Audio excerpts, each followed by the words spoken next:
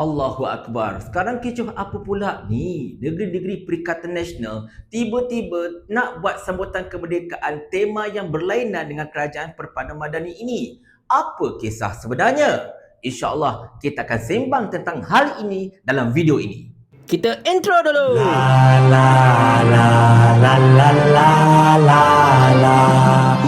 Assalamualaikum warahmatullahi. Tuan-tuan dan puan-puan sekalian, sekarang ini macam mana yang anda memang sudah tahu, kecoh dibicarakan berkenaan dengan negeri-negeri Perikatan Nasional yang berempat itu nak buat sambutan kemerdekaan, tema kemerdekaan yang berbeza dengan tema Kerajaan Perpaduan Madani. Di mana macam mana kita tahu, tema sambutan Hari Kebangsaan di peringkat pusat pada tahun ini ialah Malaysia Madani. Manakala negeri-negeri Perikatan Nasional, Perlis, Kedah, Kelantan dan juga Terengganu, mereka nak buat tema mereka sendiri, iaitu Malaysia Sejahtera. Baik, apa pandangan saya berkenaan dengan hal ini? Secara prinsipnya, saya berpandangan perkara ini tidak patut berlaku.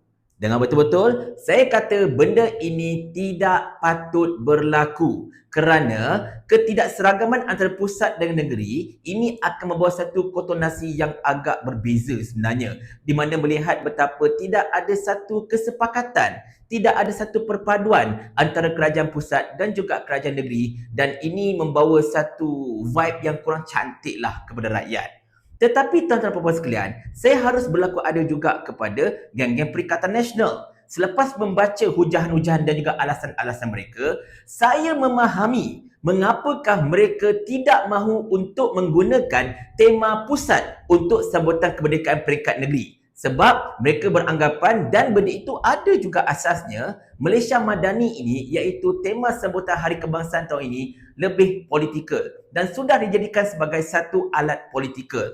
Bayangkan tuan-tuan puan sekalian, sedangkan lagu untuk Hari Merdeka ini pun lagu Kerajaan Perpaduan, dan segala benda ini berkisarkan kepada Kerajaan Perpaduan itu sendiri. Dan secara prinsipalnya, mereka ini pembangkang. Mereka tak naklah membawa satu tema ataupun satu lagu ataupun satu vibe yang politikal yang memihak kepada kerajaan pusat, betul tak?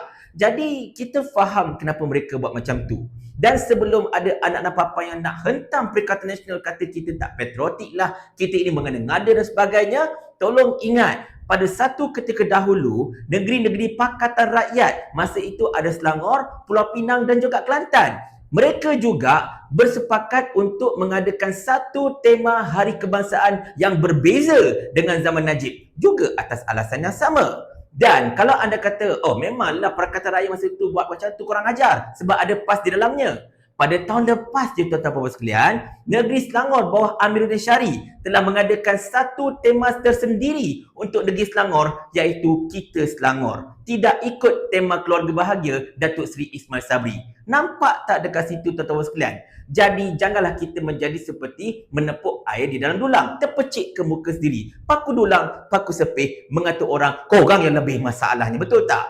Tetapi tuan-tuan sekalian, sekali lagi saya ingin tegaskan, apa sahaja perbezaan ini sebenarnya tidak patut berlaku. Sepatutnya kena ada satu kompromi antara kerajaan pusat dan juga kerajaan negeri untuk sama-sama mengadakan satu hari kebangsaan yang bertemakan satu tema yang samalah kalau ikutkan. Kepada kerajaan pusat, janganlah jadikan Hari Kebangsaan ini ataupun apa-apa saja bersifat umum sebagai satu alat untuk menyebarkan propaganda kepolitikan anda. Dan kita kena ingat juga, tak semua orang menyokong anda. Tidak semua rakyat Malaysia ini yang mengundi anda. Bahkan ketika PRN hari itu pun, kita dapat lihat separuh, lebih daripada separuh rakyat Malaysia yang mengundi dekat 6 negeri tersebut tak sokong anda. Ingat tak benda tu? Jadi anda tidak boleh untuk memaksakan ideologi politik anda kepada rakyat kerana mereka pasti akan rasa macam belah. Tetapi sekali lagi saya tekankan tuan-tuan sekalian, benda ini sebenarnya kecil. Kalau anda ingatlah ketika zaman Pakatan Harapan menjadi pembangkang dahulu, bukan sahaja mereka ini memilih untuk mengadakan tema yang berlainan. Bahkan mereka ini sampai satu tahap enggan mengibarkan jalur gemilang dekat premis ataupun rumah mereka.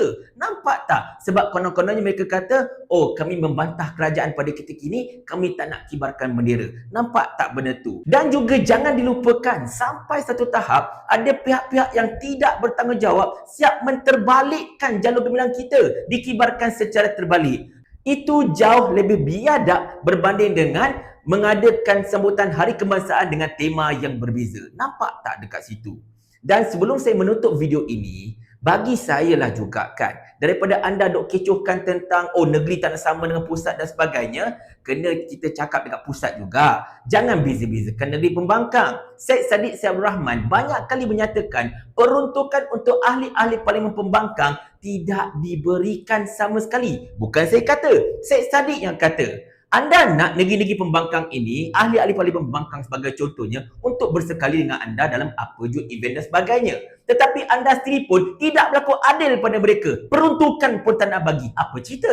Jangan expect orang berlaku adil pada anda kalau anda sendiri gagal untuk berlaku adil kepada orang lain. Nampak tak dekat situ? Walaupun ini kerajaan anda, walaupun ini ialah hak anda konon-kononnya untuk buat apa saja, jangan ingat semua orang fikir apa yang Sani Hamzan fikir. Kerajaan ni kerajaan kami. Jadi ikut suka kami lah. Paling kurang aku ada formula. Ni kau ada menteri berlambak-lambak ni satu formula pun tak ada. Otak letak dekat mana? Sampai Abang Jamil mampus.